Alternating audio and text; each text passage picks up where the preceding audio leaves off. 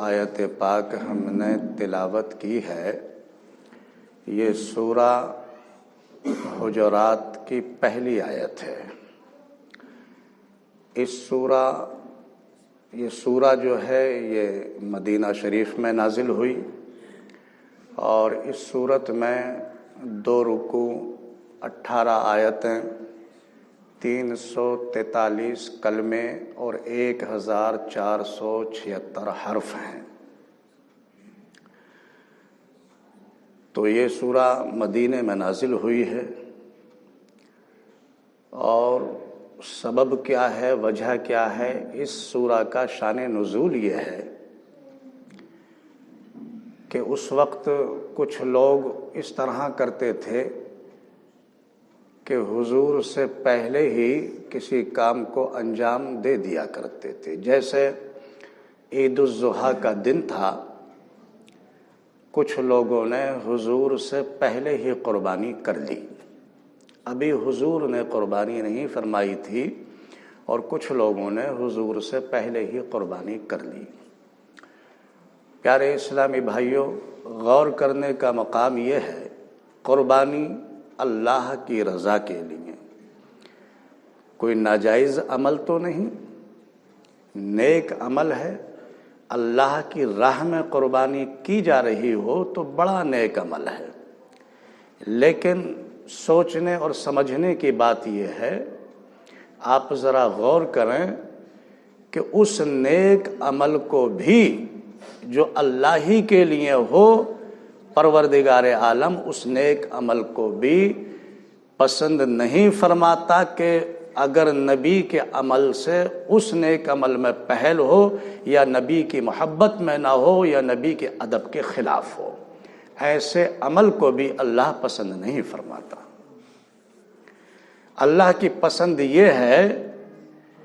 کہ جو بھی ہمارا عمل ہو یہ اللہ کے پیارے محبوب کی اس میں محبت شامل ہو، آپ کا ادب و احترام اس میں شامل ہو۔ اسی طرح سے ام المومنین حضرت عائشہ صدیقہ رضی اللہ تعالی عنہا روایت کرتی ہیں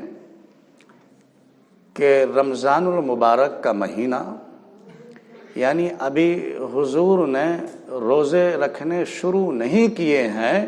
اور 1 روز پہلے ہی روزے رکھنے شروع کر دیے، اللہ کو ان کا یہ عمل بھی پسند نہیں آیا۔ روزہ اللہ ہی کے لیے ہوا کرتا ہے،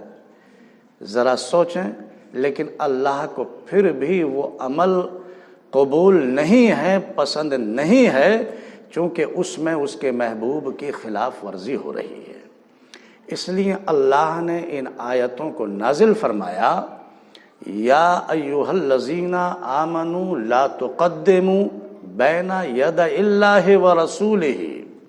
یعنی اے ایمان والو، اللہ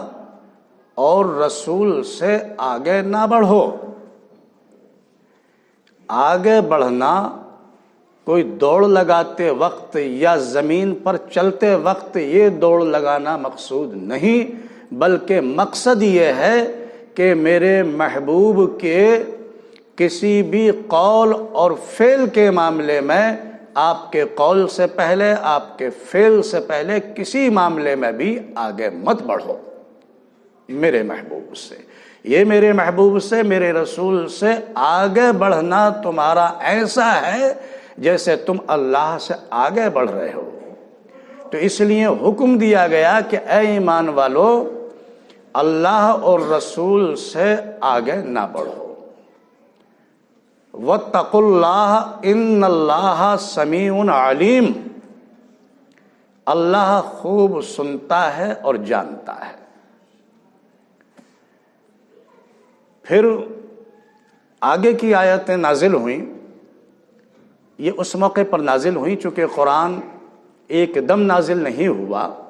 ضرورت کے لحاظ سے جیسی ضرورت پیش آتی رہی، وقت کے لحاظ سے تھوڑا تھوڑا کر کے یہ اللہ کی آیتیں نازل ہوتی رہی ہیں۔ کچھ لوگوں کے معاملات یہ تھے کہ اسلام میں تو داخل تھے اور اسلامی احکام کے بھی پابند تھے، لیکن حضور کی بارگاہ میں جب آتے یا حضور سے کچھ بات کرنا ہوتا تو اونچی آواز میں بولا کرتے تھے۔ اللہ کو یہ پسند نہیں آیا کہ میرے محبوب کی بارگاہ میں کچھ بولو تو اونچی آواز میں بولو، یہ ہرگز اللہ کو پسند نہیں ہے۔ اللہ نے حکم فرمایا آگے آیت میں، یا ایھا الذین آمنوا لا ترفعوا اصواتکم فوق صوت النبی، اے ایمان والو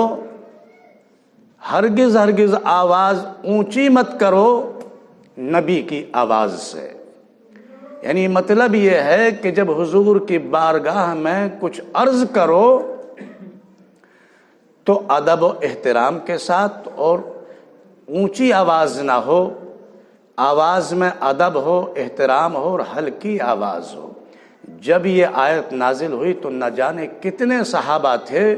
وہ اپنے منہ میں کنکر رکھ لیا کرتے تھے کہ اس کی وجہ سے ہماری آواز اونچی نہ ہو پائے حضور کی بارگاہ میں۔ تو اللہ تعالیٰ نے یہ آگے کی آیت یوں نازل فرمائی، اور پھر آیت کے اگلے حصے میں حکم دیا گیا، یعنی یا ایھا الذین آمنوا لا ترفعوا اصواتکم فوق صوت النبی، یعنی اے ایمان والو اپنی آواز اونچی مت کرو میرے محبوب کی آواز سے۔ لا تجہروا لہ بالقول کجہر بعضکم لبعض ان تحبط اعمالکم وانتم لا تشعرون۔ جب تم ندا کرو تو اس طرح ندا مت کرو، یعنی جب تم بولو اور جب پکارو تو اس انداز میں ندا مت کرو، اس انداز سے مت پکارو جیسے تم آپس میں ایک دوسرے کو نام لے کر پکارتے ہو۔ ہرگز ہرگز اس طرح سے نبی کے لیے مت پکارو۔ اور یہ حکم نازل فرما دیا کہ جب بھی میرے محبوب کو پکارو، یعنی اللہ نے اپنے محبوب کے ادب و احترام کے لیے، آپ کی تعظیم و توصیف و تکریم کے لیے، آپ کی عظمت کو تعلیم فرمایا گیا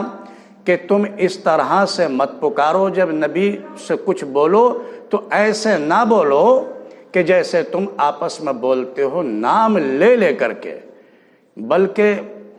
جب میرے نبی کو سے مخاطب ہو تو ادب و تعظیم ہو، احترام ہو، توصیف و تکریم ہو، القاب و عظمت کے ساتھ نبی سے مخاطب ہو۔ جیسے مثال کے طور پر یا رسول اللہ، یا حبیب اللہ اور یا نبی اللہ۔ نہ جانے کتنے صحابہ تھے جب حضور سے گفتگو کا آغاز کرتے اور حضور سے کچھ کہتے تو ان کا سب سے پہلا کہنا یہی کہنا ہوا کرتا تھا کہ یا رسول اللہ، یا حبیب اللہ، ہم آپ پر قربان ہو جائیں، ہمارے ماں باپ آپ پر قربان ہو جائیں۔ آپ کا بڑا ادب ہے، آپ بڑے احترام کے لائق ہیں، بڑی عظمت والے ہیں، اللہ نے آپ کو بڑا بلند بنایا، بڑا عظمت والا بنایا، بڑا مرتبہ آپ کا ہے، یعنی ہم آپ پر قربان ہو جائیں اور ہمارے ماں باپ بھی آپ پر قربان ہو جائیں، یا رسول اللہ، یا حبیب اللہ، یا نبی اللہ۔ اور جب اپنی بات کو شروع کیا کرتے تھے، اور اسی طرح کی تعلیم اس میں فرمائی گئی ہے اللہ تعالیٰ کی طرف سے، یعنی لا تجہروا لہ بالقول کجہر بعضکم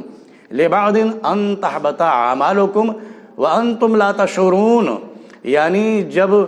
نبی سے بات کرو تو اس طرح سے بات مت کرو، ایسی ندا مت دو،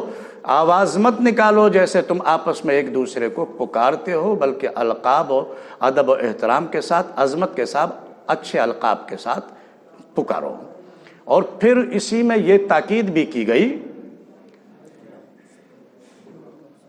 اعمالکم انتم لا تشعرون، یعنی آیت کے آخری حصے میں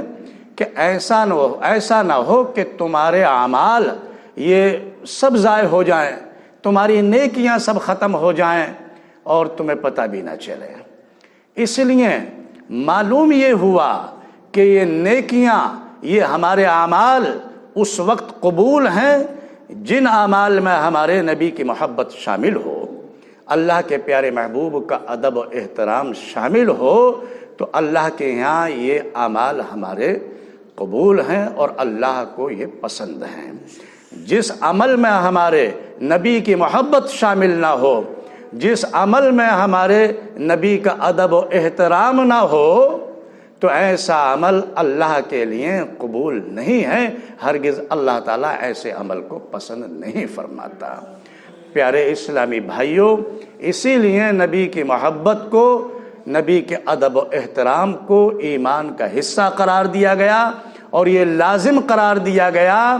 کہ جب تک نبی سے محبت نہ ہوگی اس وقت تک تمہارا ایمان مکمل نہیں ہوگا۔ نبی کی محبت ایک ایمان ہے، نبی کی محبت ہی خدا کی محبت ہے، جس کے لیے قرآن میں کئی جگہ آیتیں نازل ہوئی ہیں،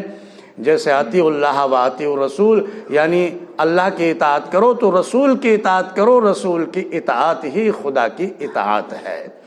تو آپ کی محبت کے لیے، آپ کی اطاعت کے لیے جگہ جگہ قرآن میں فرمایا گیا ہے۔ ہمیں سمجھ میں آ جانا چاہیے کہ ہماری